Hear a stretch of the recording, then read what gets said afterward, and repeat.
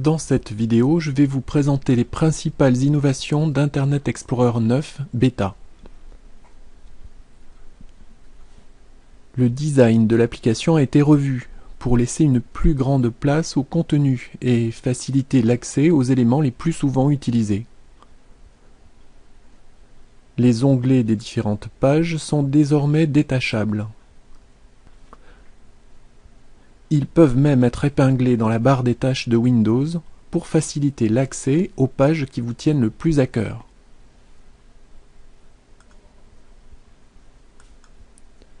Les barres d'outils du navigateur ont été simplifiées et laissent une grande place aux pages web. Les utilisateurs de Netbook apprécieront, j'en suis sûr. Les langages HTML5 et CSS3, encore à l'état de brouillon mais d'ores et déjà très prometteurs, sont supportés par Internet Explorer 9. Attention, Internet Explorer 9 n'est pas compatible avec tous les systèmes d'exploitation.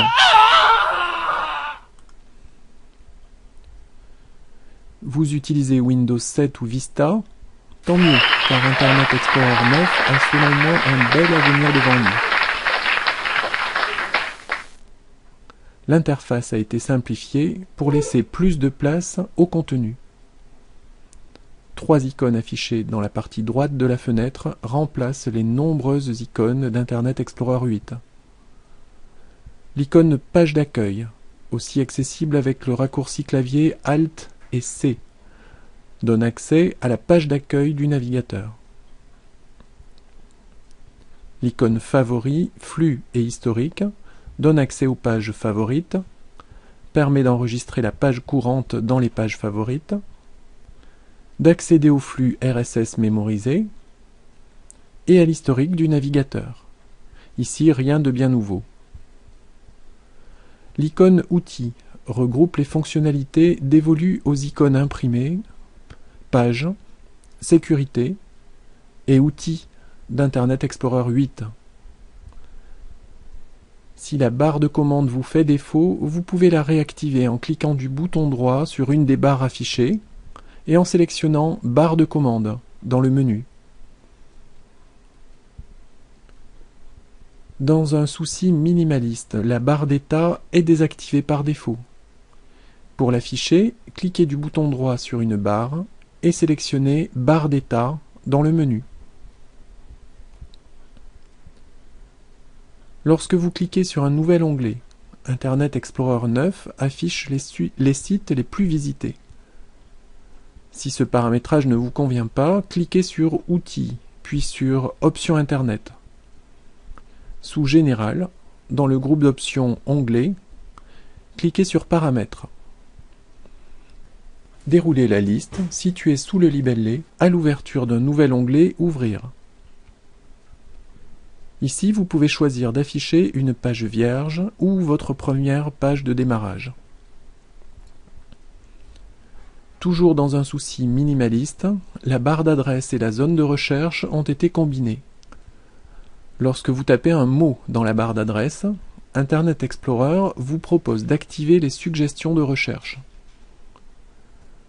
Lorsque vous cliquez sur le lien correspondant, plusieurs suggestions apparaissent dans la liste déroulante. Enfin, la barre de notification est désormais affichée en surimpression de la page, dans la partie inférieure de la fenêtre.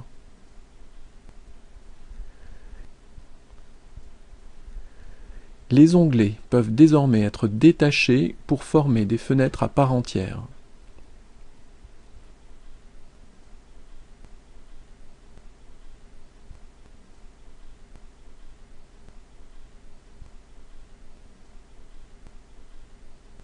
Il est même possible d'épingler un onglet dans la barre des tâches.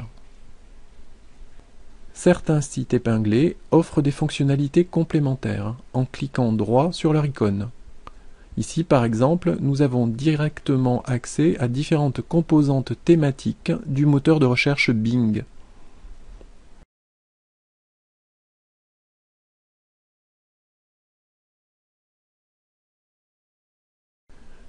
Les nouveaux langages HTML5 et CSS3 sont supportés par Internet Explorer 9. Entre autres choses, les programmeurs pourront utiliser la balise Canvas pour créer des éléments graphiques 2D en utilisant des lignes, des arcs de cercle, des rectangles, des courbes de Bézier, etc. Puis les animer sans nécessiter un quelconque module additionnel. Ils pourront également utiliser les balises vidéo et audio. Ces balises sont supportées et également accélérées. Le décodage de la vidéo se fait à travers le GPU. On utilise donc une accélération matérielle, ce qui change beaucoup de choses au niveau de l'affichage. Le moteur JavaScript tire parti des architectures multicœurs des processeurs. Un cœur exécute de façon traditionnelle le code JavaScript contenu dans la page. Pendant ce temps, un autre cœur compile le code JavaScript. Lorsque la compilation est terminée, c'est le code compilé qui est exécuté. Pour vous rendre compte des améliorations apportées par Internet Explorer 9 Beta, rendez-vous sur le site http://ie.microsoft.com/testdrive/défaut.html et visionnez les démonstrations qui y sont proposées. Je vous conseille en particulier d'essayer Fish IE-Tank. Modifiez le nombre de poissons et voyez combien d'images sont affichées par seconde.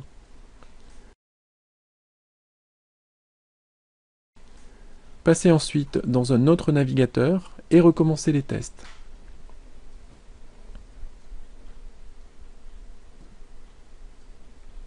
Vous pouvez aussi essayer Flying Image. Dans Internet Explorer,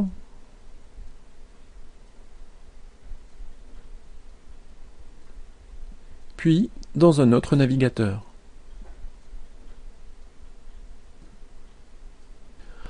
Enfin, je vous conseille d'essayer Canvas Zoom, qui à mon avis est particulièrement impressionnant.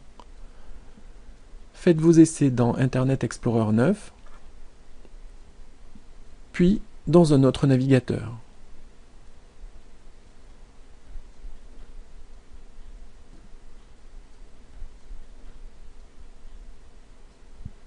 Une bonne indication consiste également à visualiser les ressources UC prises par chaque navigateur, en utilisant le gestionnaire des tâches de Windows.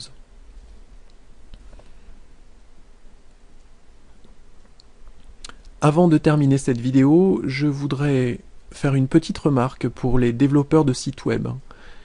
Je suis sûr qu'ils seront heureux d'apprendre qu'un nouvel outil très utile a fait son apparition, le monitoring réseau. Un appui sur la touche F12 affiche le volet développeur. Basculez sur l'onglet Réseau et cliquez sur Démarrer la capture. Affichez la page web à tester. Des segments colorés indiquent clairement le temps nécessaire pour le chargement de chacun des éléments qui composent la page. Vous saurez donc aisément sur quel élément travailler pour améliorer les temps de chargement des pages. Si vous voulez en savoir plus et tester par vous-même Internet Explorer 9 Beta, rendez-vous sur le site Beauty of the Web à l'adresse http://www.beautyoftheweb.com.